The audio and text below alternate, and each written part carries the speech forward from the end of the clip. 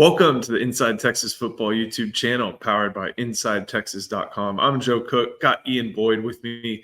We are here at SEC Media Days. We're in the boardroom, kind of a little bit away from everything else.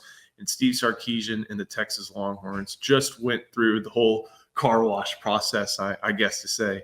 Before we go any further, got a lot to talk about. Make sure you like the video, subscribe to the channel, help us get to 8,000. And also, if you're listening on podcasts, make sure to give us a 5-star rating and review.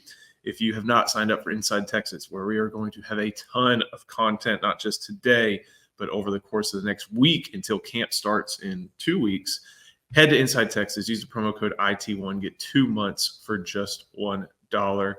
Ian, I think a lot of the discussion around Texas, not just for the Longhorns, but for basically every other team here was, is Texas ready? Is Texas ready? And I was wondering how Sark and company were going to respond to that. And they basically were like, yes, we know that's the storyline, and we feel like we're ready to compete in this conference. Yeah, maybe partly because there were so much of us Texas media heads here. We are in Dallas. Yeah, but every coach, it seemed like, was asked a question about Texas joining the conference, something related to that. So by the time Sark got up there, he had to have known, like, this is what everybody's talking about. Everybody's talking about the SEC coming season. Nick Saban is gone. Texas and Oklahoma are here. What's it going to look like? And he always does this really well. But either when he's talking about taking the Texas job or when he's talking about taking on the SEC, he walks the same balance beam where he's like, hey, we haven't done anything in the SEC. This is the best league. This is going to be tougher. We respect everyone here. We're going to have to earn their respect. So he does all that. And then he's like, this is Texas. The pride, winning tradition will not be entrusted to the weak or timid. We're here to try to win a championship. So, I mean, he's got that balancing act down cold. The players had similar message discipline when asked about SEC or rivals or things like that. They've also been very careful. They'll be asked about, what makes the Red River Shootout special, because it's a new rivalry for the SEC. The Texas A&M rivalry is being renewed, and then they'll always say, "And Arkansas." Gotta help the old friends, I guess. Yeah, and you don't want to get trapped again where you walk in there and they hate you. I don't know if that's going to change. But yeah, I'm with you. They seem very smart. They're always smart with their messaging, and I think that's a testament to Sarkisian and the sports information department staff. But and Sark, like you said, like he always confirms, like, I didn't know about the SEC when I was hired, but I didn't come here to make an SEC team. I came here to build the best team, and it's just a lot of the SEC teams look like the one I'm trying to build. So a lot of questions about that. I like the idea that Kelvin Banks and even Quinn Ewers were kind of asked about professional futures. And Banks, these guys are always going to say, I'm focused on what's in front. But Steve Sarkisian said something like, he was asked why Banks was there. He's like, well, he's probably not going to be here next year. So he has that understanding. I'm sure if he was asked about Quinn in the same way, he'd give a similar answer. But speaking of Steve Sarkisian and Quinn Ewers, there's some new technology this year.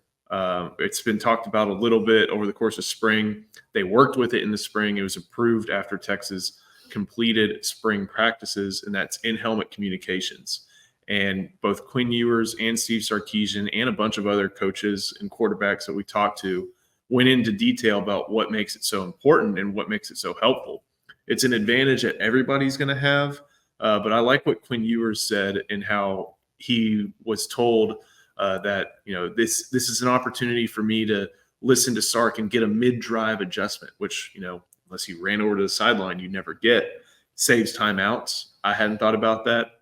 And Sark also mentioned something important, which was that the messages that he's relaying aren't just for Quinn. He specifically said, hey, maybe this is for CJ Baxter. Maybe this is for DJ Campbell. And that's something I honestly hadn't thought about that I think is just as important as telling the quarterback, hey, they're in cover 2, throw it deep. Yeah, I wish we could find out what some of those messages are that he could relay in that. And what language they use. Probably don't have signals for, like, tell that guard that if he false starts again, I'm going to, whatever. I think this is going to be a huge development in college football this season. I have a big article on Inside Texas you guys could read about it.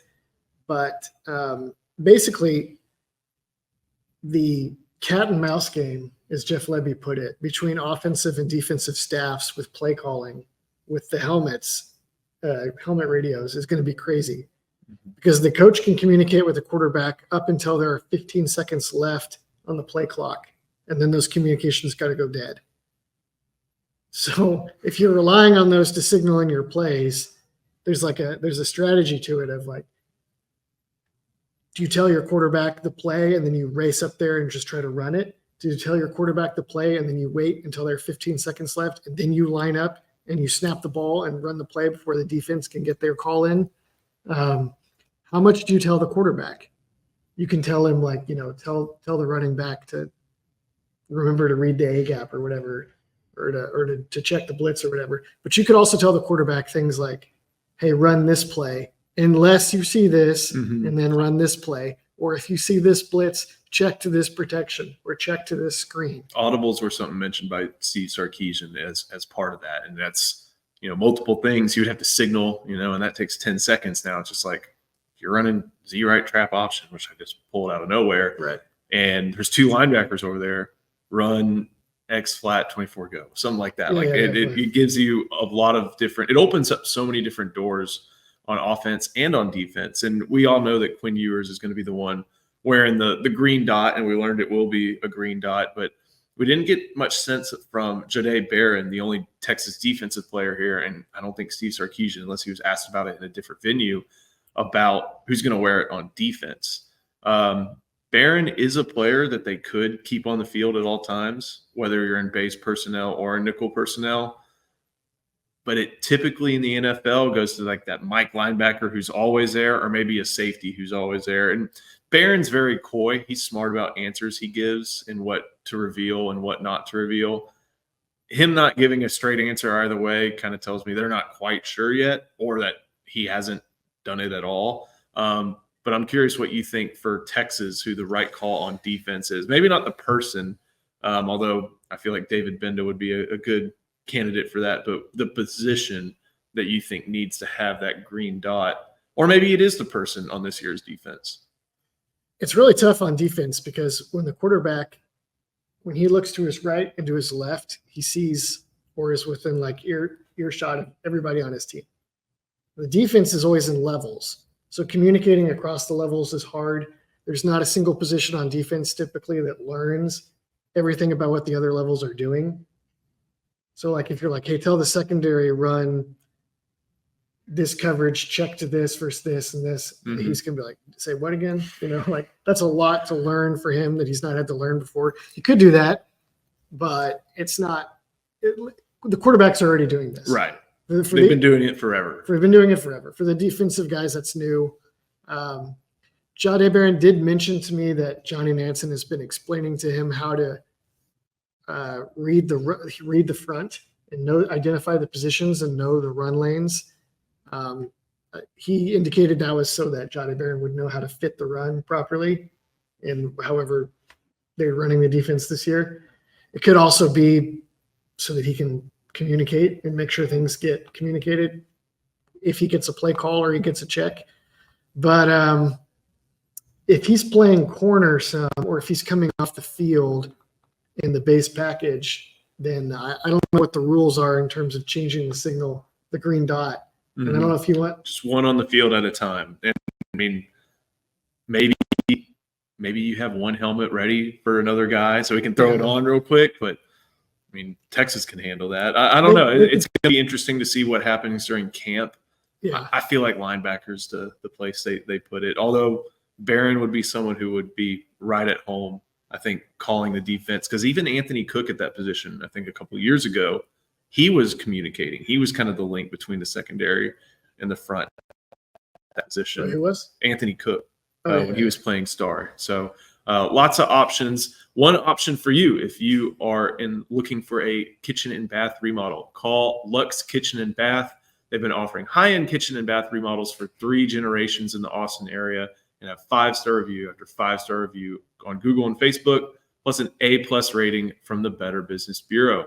You can put your faith in their award-winning designers and skilled craftspeople to bring that dream of a dream bathroom to life in your special home. But that's not all. They also do full home remodels, large additions, and even commercial build-outs. So call Luxe Kitchen and Bath at 833-358-LUXE or visit luxekitchenbath.com. Again, 833-358-LUXE. As we finish up talking SEC Media Days, there is one question that's kind of been on the mind of everybody when thinking about the Longhorn offense, and that is wide receiver. And it was a good question asked today by Kirk Bowles. It makes sense not to take Xavier Worthy or Adonai Mitchell or Jordan Whittington off the field and rotate guys in like DeAndre Moore and Jonte Cook, guys who weren't as proven entering last season. But now you have Isaiah Bond, Silas Bolden, Matthew Golden, Jonte Cook, Ryan Wingo, DeAndre Moore, even Ryan Niblett got mentioned today. That's, I think I just counted 7 right there. And Steve Sarkisian basically just admitted, like, I'm going to play more receivers. I don't know if he used those words exactly, but he said, I'm going to play more receivers. And part of it is because of the talent that he's had accumulated there. But also another part of it was just needing to have players experienced in what could be a 17-game season. And I'm curious, what do you think is the strongest force kind of telling him to play more players at that position this upcoming season? I think part of it is that he doesn't know yet. He mentioned that they are for sure going to play more guys early in the season. He mentioned that concern about we got to make it over a 17-game season. He had something about developing rapport with Quinn also, and he said ultimately it's going to come down to his feel in the first few games. I kind of think that he doesn't actually know for sure who his main guys are, because he has so many guys that are very talented and making plays. We saw them all make plays in the spring game. I think he kind of wants to go those first few games and see who's working and who's for sure going to be a stud when the lights are bright. And then we'll see. I will not be shocked if he ends up tightening up the rotation quite a bit once he sees how fall camp and Ann Arbor go. But I think it's hard because I don't go to the practices. Right. But to me, it seems like it's probably going to be pretty hard to differentiate between some of these guys because they're all so good. I think what you said is spot on. Outside of Michigan, this is a relatively weak non-conference schedule when you're looking at the group of 5 teams in there. UTSA has been talented in the past, but they're on a down cycle a little bit after losing some of their talented players, including one to Texas and Trey Moore. Colorado State, good, not great. And then ULM may be one of the worst teams in FBS this year. So there's going to be a lot of opportunity for these players to rotate in at wide receiver and for Sark to understand who may be the guy or the guys to put out there when Mississippi State comes to town, when they go to Dallas, when Georgia comes to town. So I think there's going to be some time. So maybe that Michigan game will be revealing, kind of a big first test, because they have a great defensive back and defense with Will Johnson and obviously Wink Martindale calling things back there. So that's going to be a test, but there's going to be opportunity to see how those guys fare. And you have to also remember Jordan Whittington did come off the field. They do play 2 tight ends. Amari Niblack's on this team. Just makes the problem worse. I know. It's one of those things where, if Tom Herman were here, he'd be running 11 personnel over and over and over, and everybody would kind of get fed because he rotates everybody. But now Steve Sarkisian has a different kind of, not problem, but conundrum to overcome, and got our first taste of what he might do here at Media Day. So we've got a ton of videos on this channel. Make sure you like this one.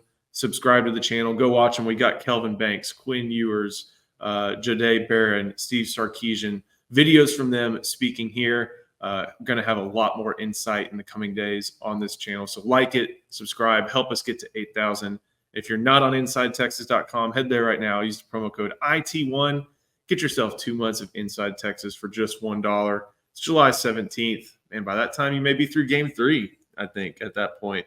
Once Michigan is out of the way. So join now. You're going to want to get all the access. We got some wide receiver. Speaking of receivers, some recruiting decisions coming up next month that you'll get access to all the intel on. So great time to join ahead of the 2024 season. Ian, thank you so much. Thank you to Luxe Kitchen and Bath.